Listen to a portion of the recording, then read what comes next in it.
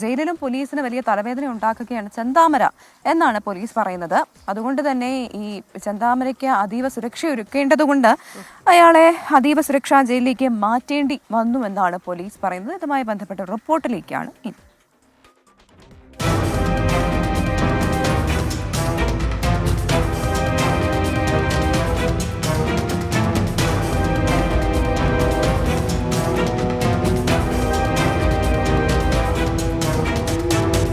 Alathur sub ജയിലിലടച്ച് 24 മണിക്കൂർ തികയും മുൻപാണ് ചെന്താമരയ്ക്ക് വിയ്യൂരിലേക്ക് transfer.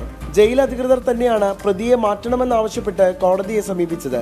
പ്രമാദമായ കേസിലെ പ്രതിക്ക് നൽകേണ്ട അതീവ സുരക്ഷ ഉറപ്പാക്കാൻ ജയിലിൽ സൗകര്യമില്ല. ഇതാണ് കാരണം. ജയിലിനുള്ളിലും ഭാവമാറ്റമില്ല പ്രതിക്ക്. ഭക്ഷണം കൃത്യസമയത്ത് കിട്ടുന്നുണ്ടെന്നത് വലിയ ആശ്വാസം. ഭക്ഷണകാര്യത്തെക്കുറിച്ച് മാത്രമാണ് ആശങ്കയും. സഹതടവുകാരോട് വലിയ സഹകരണമില്ല. സന്ദർശകർ വഴി പല തടവുകാരും ചെന്താമരയുടെ കഥകൾ കേട്ടതോടെ അന്തേവാസികൾക്കും നേരിയ ആശങ്ക. ഇനി കസ്റ്റഡി കാലത്ത് പ്രതി വീണ്ടും പുറത്ത്. തിങ്കളാഴ്ച കസ്റ്റഡി അപേക്ഷ നൽകിയാൽ ബുധനാഴ്ചയോ വ്യാഴാഴ്ചയോ തെളിവെടുപ്പ് നടത്താൻ കഴിയുമെന്ന പ്രതീക്ഷയിലാണ് പോലീസ്.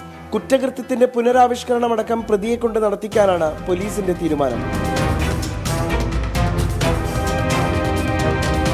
24 പാലക്കാട്.